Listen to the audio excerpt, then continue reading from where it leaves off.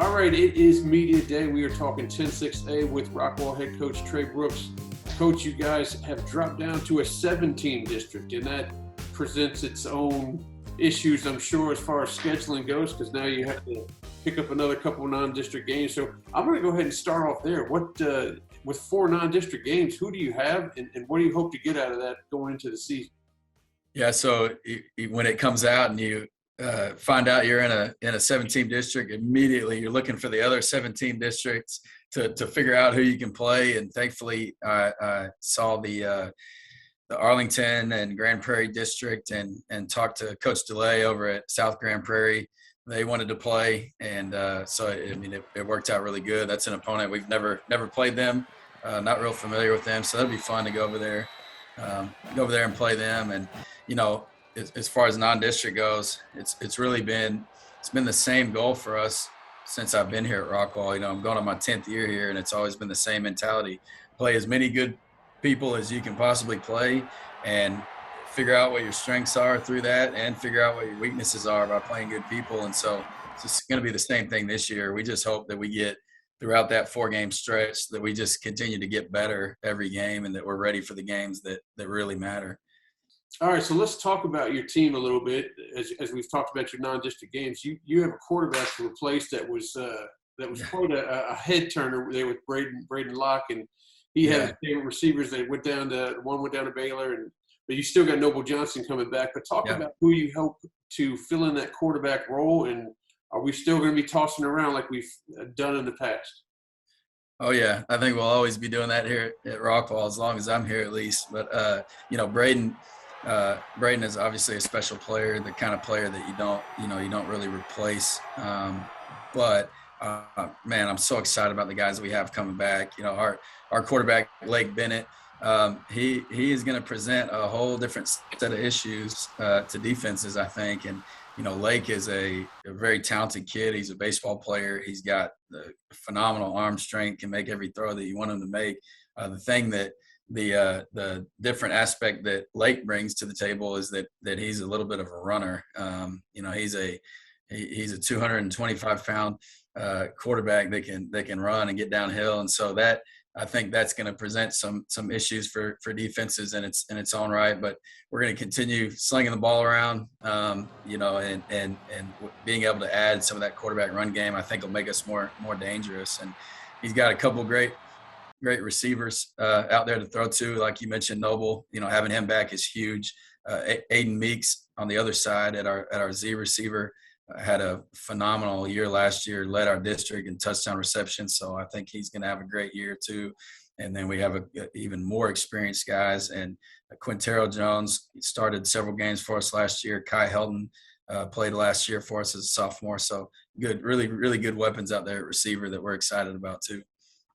So you look at things, you do have 12 starters back on both sides, or 6 on one side, 6 on the other. Yeah. Talk about your defense and what you hope coming back, that your experience coming back may be able to help shut down some of these squads. Yeah, I'm just excited about the amount of guys that we have coming back that have been on the football field at this level before, and it gets you excited because that experience, I think it's going to really pay off for us. In the back end, we have really 4 safeties who have played a significant amount of time for us on the field. And so having those 4 guys, we play with 3 safeties. So having those 4 guys in a rotation out there is going to be huge for us. We have a corner that started every game for us last year, and Trey Carter, who will be a phenomenal player for us.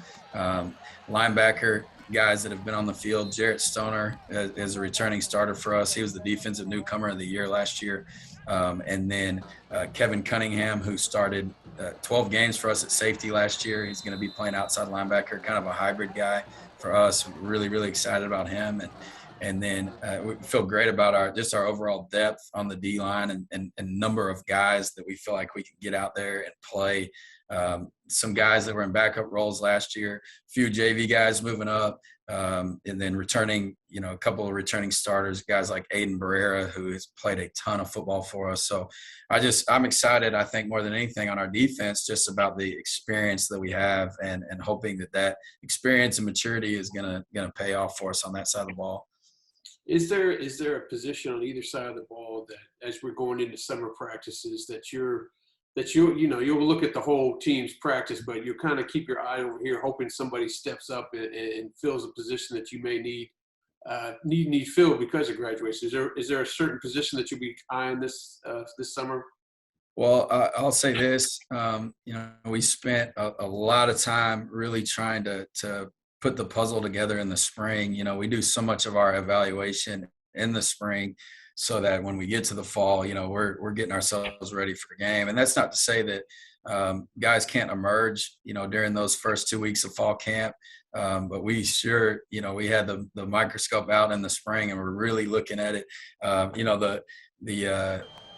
Really the position group that comes to mind the most is the offensive line. You're trying to find those 5 guys that work the best together, that have the best chemistry, and getting those guys in the right spots. And I'm so excited because I feel like we've done that. We did that in the spring. When I was talking about the offense, I didn't mention those guys, and I should have. It's one of the most cohesive offensive lines we've ever had, and it may not be a bunch of Division I players out there, but what it is a group of guys that work together more so than any group we've ever had. And I'm really excited about that because they hang out together, they lift together, they run together, they do everything together. And so I think that's going to be a really, really tight-knit group that's going to help us a lot on offense. Let's talk a little bit about the district. You got 7 teams, as we mentioned before, and one of them is new with North Forney coming up. Talk about how you might try to get that crown back from Heath, first and foremost, and second of all, how the other teams you might be facing, like the Mesquite squads in North Forney, how they may pose a problem for you. Yeah, it's always exciting. Our district is always so talented and so many good teams. And you mentioned the rivalry with Heath and just phenomenal games and atmospheres that we get with them. In the last 2 years, we have only beat each other. We beat them in 2020, and then they beat us in 2021. And so, it's just such a good rivalry and just a great game. A lot of good football being played. And so, we're excited about that. Really excited about the new opponents in the district. You mentioned North Forney, Royce City in there with us also, having the chance to play some new teams. So we're excited about that. And we know that Mesquite's going to have a good team again. They played us a great game last year. I know new head coach at Mesquite Horn is doing a great job over there, and so look forward to playing all those. We always have great games against Tyler Legacy also, and we get to go to Tyler this year and play them. So it's a talented district, and no games that you're able to take a night off. You got to get out there and play every Friday night. Yeah, I'm glad you brought Royce City up. I completely forgot about that, how that area is kind of blown up and shot up today. So you may only have 7 teams in this district, but it's almost I don't want to say an overhaul, but you've gotten teams that you haven't seen before. You lose some teams. So it should be interesting as you walk into new locker rooms that you may not be familiar with. It's always good for that. Yeah, for sure. Well, I appreciate you joining me, man, and I sure hope Rockwall has yet another successful season. And speaking about Rockwall, all of us will have our eyes on Jackson Smith at Jigba. Oh man, going for a Heisman of some sort, and making a stamp up there at Ohio State as well. Yeah, absolutely. I can't wait to see what he does. I got a chance to go to the Rose Bowl. That obviously that he broke every record in the world, and man, it's just pretty surreal seeing him do that on that stage. And I'm sure he'll have more to come this year. No doubt.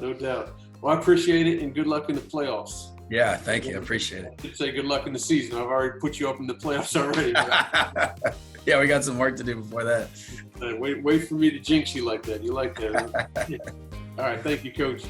Yep.